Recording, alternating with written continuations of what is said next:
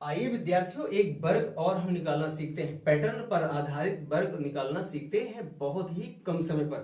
Okay, तो हमने एक संख्या लिखा है क्या, तीन। तीन का पैटर्न पर आधारित वर्ग निकालना सीखे पल भर में बिना पेन कलम उठाए।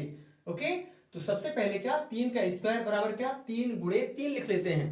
फिर यहाँ पे 33 का स्क्वायर बराबर क्या, 33 का वर्ग बराबर क्या लिखेंगे, 33 गुणे 33, इस तरह से। फिर यहाँ पे 333 का लिख लेंगे, 333 गुणे 333। ओके, यहाँ पर 4 बार है तो 4 बार हमने लिख करके गुणा का चिन्ह लगा लिया। यहाँ पर 5 बार है तो 33,333 गुणे 33,333। इस प्रकार से इसे आप लिख लेंगे। ओके, समझने के लिए। फिर जब आपसे बनने लगेगा विद्यार्थियों, तो आपको ये सब लिखने की भी जरूरत नहीं पड़ेगी। तो चलिए, बहुत ही आसान तरीके से इसे मैं सिखा देता हूं कि आपको कैसे डायरेक्टली वर्ग निकालना है। ओके, तो यहाँ पे क्या, तीन का 3 बार गुणा करेंगे तो छोटी संख्या है, तो हमने लिख लिया क्या, 9। लेकिन इसको आप इस प्रकार से नहीं लिखना सीखेंगे विद्यार्थियों, थोड़ा सा इस प्रकार से लिखना सीखेंगे, 0 9। ओके, यहां पर इसी का हम पैटर्न बना लिए हैं। तो यहाँ पे 33 गुणे 33 बराबर क्या, इधर से देखें तो 3 का 3 बार गुणा, तो फिर से लिख लें क्या, 0 9। अब जो संख्याएं बच रही हैं और जितनी बार बच रही हैं, तो जैसे यहां पर कितनी संख्या बची, एक बार बची। कितनी बार बची विद्यार्थियों, एक बार। तो इससे एक कम ले लेंगे। कितनी बार लेंगे, एक ही बार लेंगे, क्योंकि यहाँ पे एक ही अंक है, तो ये हो जाएगा 8। और यहां पर ये इसका तो गुणा हो चुका है, तो इसके बाद जो संख्या बच रही है, एक ही बार बच रही है, तो इससे एक अधिक ले लेंगे, तो एक से एक अधिक लेंगे तो कितना हो जाएगा, ये 1। तो इस प्रकार से 33 का जो वर्ग आ गया वो कितना आ गया,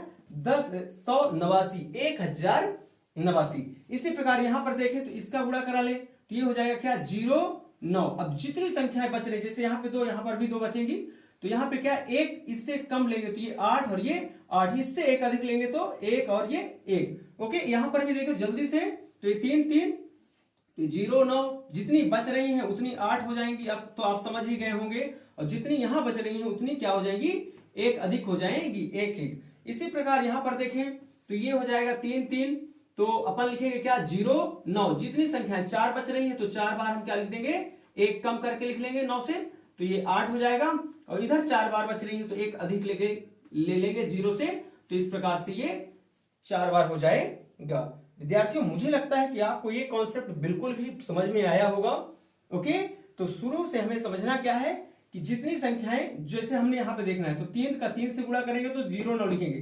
फिर जो बच रही हैं, जितनी संख्याएं बच रही हैं उतने बार एक कम करके लिखेंगे। इसी से 9 से ही कम करना है तो 8 8 हो जाएगा।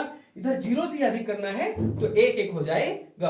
आशा करता हूं विद्यार्थियों आपको ये भी पैटर्न समझ में आया होगा। इस तरह के पैटर्न वाले सवाल समझ में आए होंगे। धन्यवाद।